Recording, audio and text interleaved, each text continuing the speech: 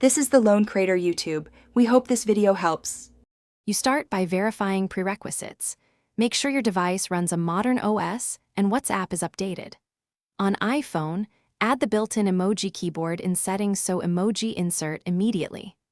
Once done on Android, pick a trusted iOS-style emoji keyboard or a high-quality sticker pack from the Play Store because Android lacks native Apple emoji.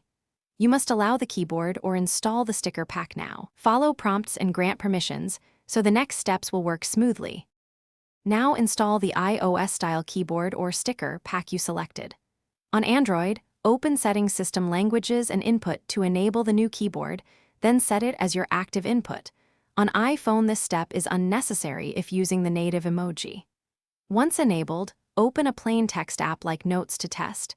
Type, select, and copy an emoji to ensure it renders like Apple's design. If you chose stickers, import the pack into WhatsApp's sticker panel so you can access them during chats. Finish by opening WhatsApp and switching to your iOS-style keyboard or to the imported sticker set, then send emojis or stickers as you would normally. If a recipient sees empty boxes or different glyphs, convert the emoji to an image or sticker before sending, or ask them to update their OS and WhatsApp. If the keyboard misbehaves, update the keyboard app, reinstall it, or temporarily switch back to the system keyboard.